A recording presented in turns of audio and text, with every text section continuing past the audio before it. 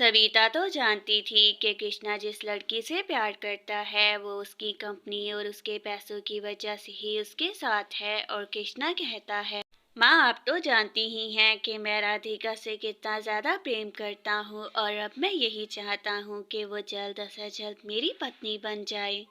कृष्णा मैंने तुम्हें कितनी बार समझाया है कि वो लड़की तुम्हारे लिए बिल्कुल भी ठीक नहीं है और मैं कभी भी तुम्हें उससे विवाह नहीं करने दूंगी। तो माँ मैंने भी आपको कितनी बार बताया है कि अगर मैं विवाह करूँगा तो वो भी सिर्फ राधिका से, वरना मैं किसी भी लड़की से विवाह नहीं करने वाला। तो फिर ठीक है, अगर तुम उस लड़की से ही विवाह करना चाहते हो तो फिर मैं तुमसे कोई भी नाता नहीं रखना चाहती हूँ, उसी लड़की के साथ जाकर रहो। माँ आखिर आप मेरे साथ ऐसा कैसे कर सकती हैं? मैं आपका इकलौता बेटा हूँ और अगर आप मेरे साथ ऐसे करेंगी तो आपका साथ कौन देगा? कृष्णा मैंने तुम्हारे लिए कुचित कन्या का चुनाव कर लिया है और अब तुम्हें उसी से विवाह करना होगा, वरना मैं तुम्हें घर से भी बाहर निकाल दूंगी। कृष्णा को तो मजबूरी के तहत राधा से विवाह करना ही पड़ता है, लेकिन वो कभी भी इस विवाह को असलियत में नहीं मानता। राधा तो आते साथ ही पूरे परिवार को संभाल लेती है। कृष्णा तो अभी थोड़ा सा ही भोजन खाता है और फिर राधा से कहता है ऐसे, राधा आखिर ये तुमने कैसा खाना बनाया है? ना अंदर जा रहा है और ना ही बाहर आ रहा है। तुमसे अच्छा खाना तो हमारा शेफ ही बनाकर दे देता है। कृष्णा ये तुम राधा से किस तरह बात कर रहे हो? भोजन तो उसने बहुत ही स्वादिष्ट बनाया है, तुम्हें तो वैसे ही कमियां निकालने की आदत पड़ चुकी है। माँ आपको तो ये खाना स्वादिष्ट ही लगेगा क्योंकि आपकी प्यारी बहू ने जो बनाया है, तो अपनी प्यारी बहू के साथ ही बैठकर खा ले, मैं तो जा रहा हूँ यहाँ से। कृष्णा तो वहाँ से चला जाता है और फिर राधा की सास कहती है, राधा बेटी तुम कृष्णा की बातों का बिल्कुल भी बुरा मत मनाना, बस कंपनी का कुछ काम ज्यादा है, इस वजह से वो आजकल इतना ज्यादा टेंस है।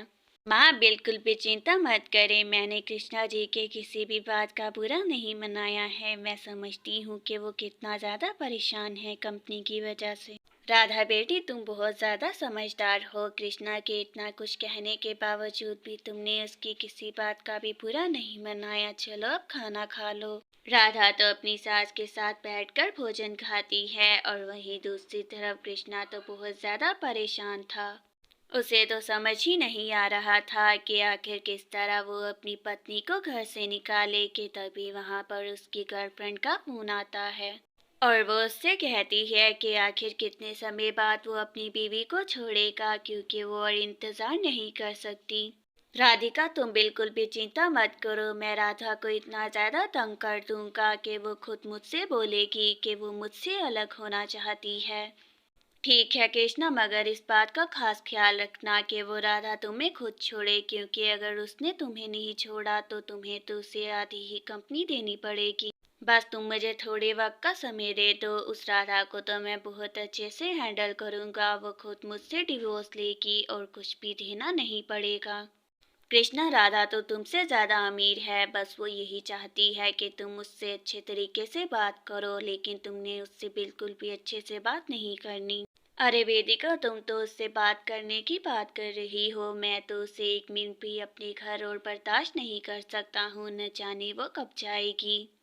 राधा कृष्णा के लिए लंच बॉक्स रेडी करती है और उसकी सास कहती है, राधा मुझे लगता है कि ये लंच बॉक्स तुम्हें ही कृष्णा को देकर आना चाहिए, आखिरकार तुमने इतने प्यार से उसके लिए भोजन जो बनाया है आज। माँ जी आप तो जानती ही हैं कि कृष्णा जी को बिल्कुल भी ये पसंद नहीं है कि मैं उनकी कंपनी में उनके पास ये लंच लेकर जाऊं, तो आप ही चली जाएं। देखो राधा बेटी, भेजने को तो ये लंच बॉक्स मैं किसी के भी हाथ भेज सकती हूँ, लेकिन मैं यही चाहती हूँ कि तुम कृष्णा से जाकर बात करो। राधा तो अपनी सास के कहने के मुताबिक कृष्णा के ऑफिस जाती है। राधा मैंने तुम्हें कितनी बार समझाया है कि जितना हो सके मुझसे दूर रहा करो, लेकिन मुझे लगता है तुम्हें किसी बात की भी समझ आती ही नहीं है। कृष्णा जी मुझे मालूम है कि आप मुझसे बिल्कुल भी बात नहीं करना चाहते, लेकिन माँ ने मुझे कहा कि मुझे ही आपको जाकर ये टिफिन बॉक्स देकर आना चाहिए। देखो राधा, तुम्हारी ये एक्टिंग माँ के सामने ही चलती होगी, वरना मैं तो जानता हूँ कि तुम कितनी ज्यादा होशियार हो। अपना ये लंच बॉक्स अपने साथ ही ले जाओ।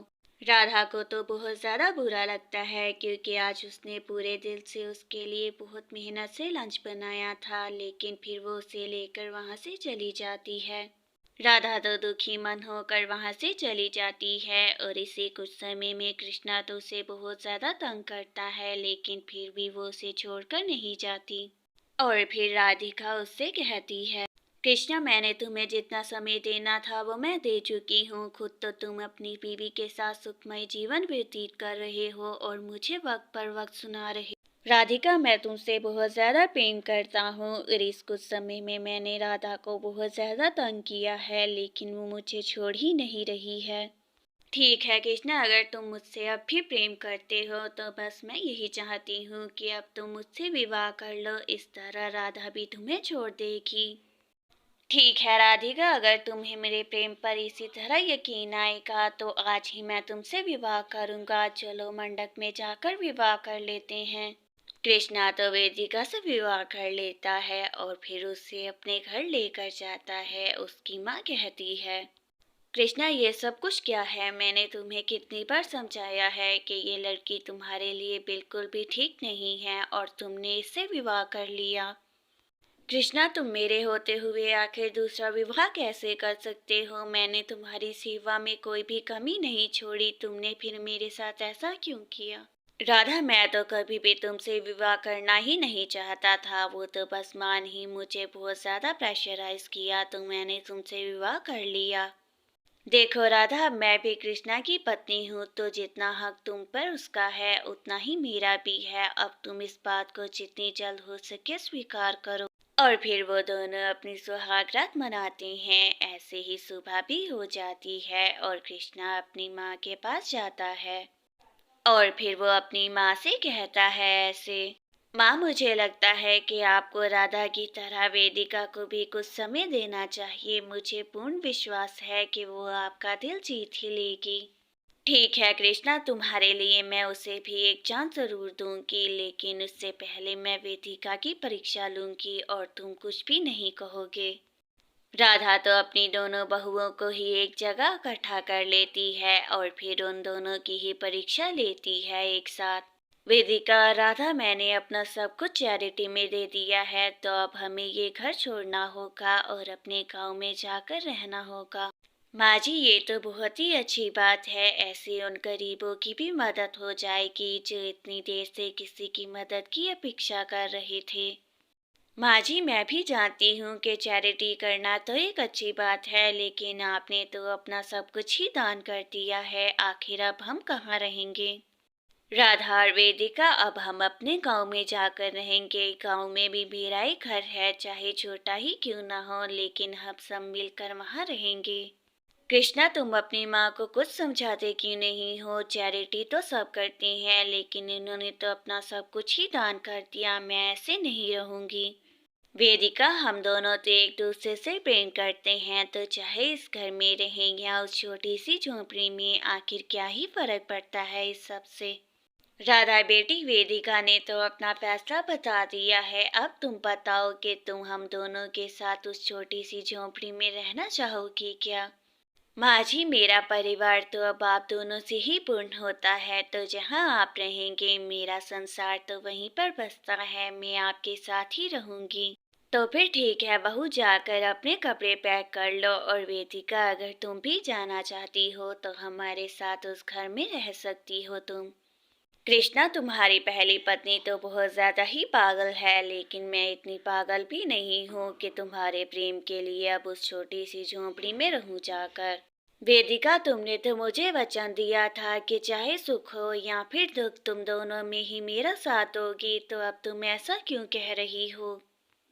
कृष्णा, वचन मैंने इसीलिए दिया था कि तुम इतनी वेल सेटल थे। मुझे क्या मालूम था कि तुम अब झोंपड़ियों में जाकर रहोगे। मैं तो जा रही हूँ।